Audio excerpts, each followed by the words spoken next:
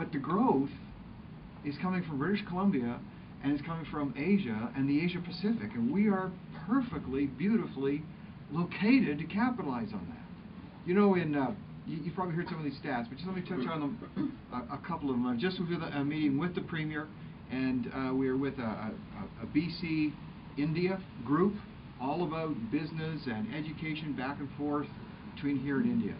Do you know that in India right now, over the next 25, starting now and for the next 20 to 25 years, they are planning and building and needing 200 new cities. Not buildings. You know, if we made an announcement, if Dennis made an announcement here, there are 200 homes we're going to be built, never mind in Port Moody, but in the Lower Mainland, we'd all be ecstatic. We're talking 200 cities. They're going to need resources. They're going to need people.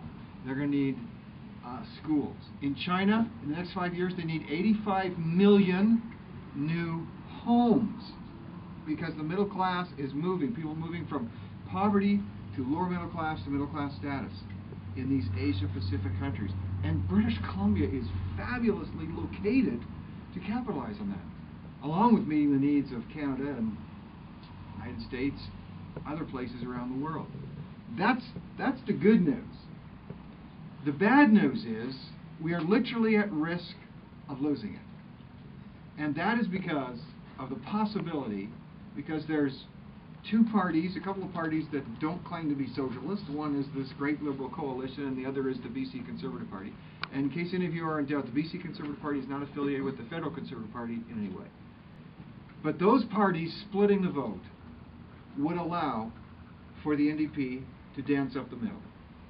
And I was living here in BC, as some of you were, as far back as 1972, when the first NDP government got in. And Dennis, maybe he was too young, but if you remember that,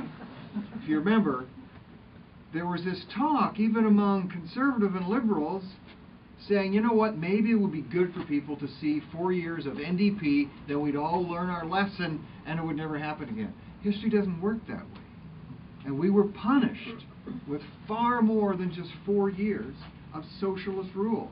And folks, don't be afraid to use words like socialist, because that is what we're talking about here. The NDP federally had a wonderful convention here several months ago, last year, and one of the main items of their convention was, should they take the word socialist out of their program, because they were embarrassed of it. Why? Not that they depart from socialist parties, but because they believe in socialism. And the members voted it down. They said, no, we're socialists, let's, stand up and act like socialists. And that is exactly what Mr. Dix and his colleagues will do if they get the opportunity. They will act like socialists.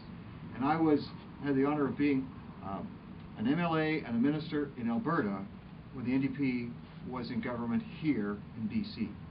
And I'm telling you, folks, the capital flight from BC to Alberta, human resource flight, people leaving BC to a place where they could, invest their time and energy and money and have some left over at the end of the day for their families. That was all happening. Alberta and the neighboring province benefited, unfortunately, with an NDP government here. So this is something that you cannot hesitate to be ashamed to talk about to your friends and neighbors at work, in the neighborhood, at school, or whatever. Mr. Dix is doing a very good job of being out there and saying, trust me, I'm just a normal guy. I'm not questioning whether he's normal or not, but I do point out the fact that he is and will hold to economic policies that will absolutely take away the great opportunity that I just talked about. Whether it's trade with India, or trade with China, or trade with the US, or trade with Alberta, we will lose on all those counts. You will lose, your kids will lose, and your grandkids will lose, and we cannot be... People will laugh at you when you talk like that. But we've lived through it. Some of you here are way too young looking to ever have, been around in those days, I'm sure. But this is the stark reality. So not only have we got a great premier, and I'll tell you, I've seen her operating in BC. I've seen her in Ottawa, how she speaks up for BC. I was in Mumbai when she was there at the same time at the World Economic Forum. I've seen her stand out among world leaders. We got a great premier. We got a great team. We got candidates like Dennis I mean, almost a quarter of a century in the banking industry with credit unions. He knows the pressures that people go through, small business, larger business, people creating jobs, people looking for work. He knows those things. He's given us time and energy. He's been a president of the Chamber of Commerce. He served on the Hospital Foundation, treasurer, I think, keeping track of all those dollars in a very successful way. He's been out in the community as a coach and as a hockey official. The greatest thing about Dennis is Lisa, because you know, that's the brains of the operation, right? So and the beauty, yeah, no question about that. So that's what gives us the greatest confidence, right there. But folks, we've got a great candidate, we've got a great premier, we've got a great team, we've got great policies that are working. I mean, BC is like #1 across the country, and all of that begins to disappear if people split this vote. Adrian Dix can't get elected on his own merit and by the NDP policies, but a split vote will do it. Understand, Dennis, that the BC Conservatives are so afraid of you winning here, they pick someone with the Premier's name to run against you. Just to I mean, how low is that, right? Very low. That's something you're going to have to contend with. But, folks, I am behind this guy. The Premier is behind this guy. You are behind him because you're out here. It's going to take serious door knocking now. There's not that long to go. It's going to take, I don't even have to look at the books to know that you can always use more funds in an operation like this. You have to advertise, you've got to have lawn signs, you've got to get the brochures out there. It's going to take people out, whether it's door knocking or doing the wave. Do you do the wave? Oh, we'll be out You're doing the wave. We'll be doing I know you feel funny, you stand out there early morning going, but you know what?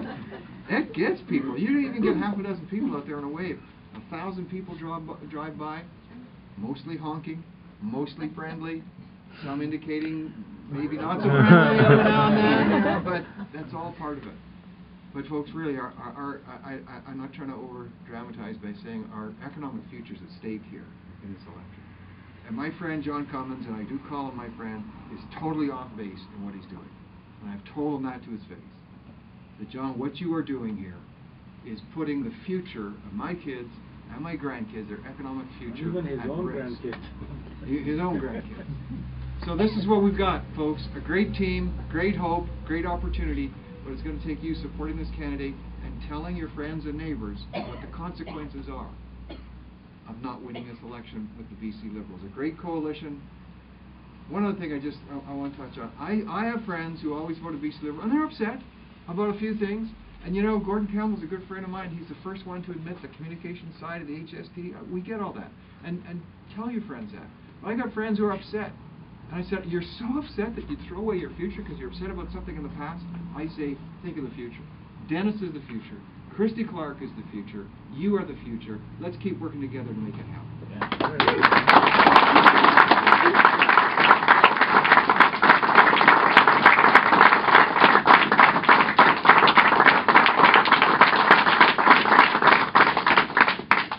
Leadership like this that makes this province great. Stockwell led in Ottawa while he was representing the Okanagan, and now he's working to help lead us and keep this coalition together as we make sure that we maintain a vibrant economy. Everybody globally had some setbacks, but because we were so responsible and fiscally and economically responsible, we're positioned to come out of this quicker and better than any other place in the country. We've got the opportunities in Asia.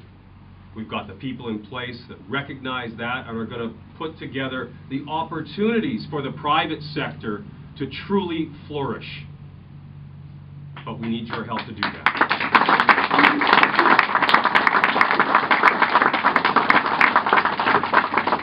So don't believe some of the garbage you hear about polls. There's only one that truly does count. What we're hearing on the doorsteps, and I'm on the doorsteps every day. I was cynical anytime a politician said, what I hear on the doorsteps is, but guess what? What we are hearing on the doorsteps is, we feel betrayed by Trasolini, who portrayed himself to be something for so many years and then stepped away from it to tie his horse to the NDP wagon. Shame. He's out there right now saying he's going to lead them to the center. They made the decision not to be in the center when they elected Adrian Dix as their leader. So let's be clear, the 1990s brought us 50,000 jobs grown in Alberta. We brought forth a jobs plan that the results are out now. Since the implementation of it, we've got 40,000 new jobs here in the province of British Columbia since the introduction of jobs plan.